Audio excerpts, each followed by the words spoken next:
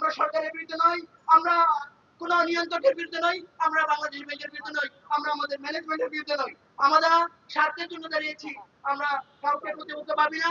আমরা সুপারনিবন্ধিতাও প্রাপ্ত হয়েছে যারা, তাদের বিরুদ্ধে নয়, সুপারনিধি প্রাপ্তদের যারা দিয়েছে তাদেরকে আপনার শাস্তির আওতায় আনেন।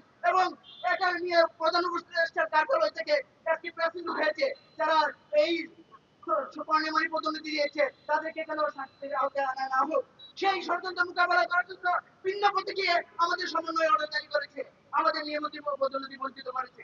তাই আমরা আজকে সরকার, মিডিয়া এবং আমাদের ম্যানেজমেন্ট সবাইকে বলবো ন্যায্য অধিকার প্রতিষ্ঠার জন্য কর্মীবান্ধব কর্মসূচি, কর্মীবান্ধব পরিকল্পনা নিন, কর্মীবান্ধব নীতিমালা করেন এবং 10 ফেব্রুয়ারির মধ্যে অর্গানোগ্রাম দ্রুত পাশ করে দিন এবং অর্গানোগ্রাম অবশ্যই কার্যকর করতে হবে। 24 ভিত্তিক, যদি 24 ভিত্তিক সমন্বয় হয় 24 ভিত্তিক কার্যকর করতে হবে, যদি 25 ভিত্তিক সমন্বয় হয় 25 ভিত্তিকই কার্যকর করতে হবে। এই বছর আজকে আগামীকাল পাশ হবে, এটা প্যাকিয়ারে পূর্বের তারিখে বাস্তবায়ন হবে, সেটা মানবো না।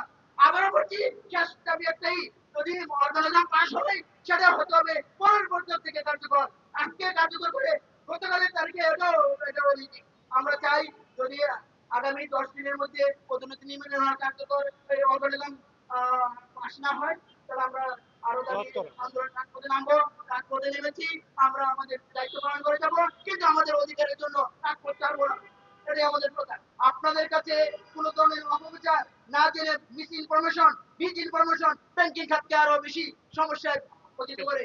শুধু তাই নয়, আমরা দেখতে পাচ্ছি আপনাদের আমাদের শুধু পদোন্নতি বা বিভিন্ন স্বার্থ সংশ্লিষ্ট বিষয় নিয়ে আপনারা মিডিয়া খুবই নেতিবাচক ভাবে দেখেন।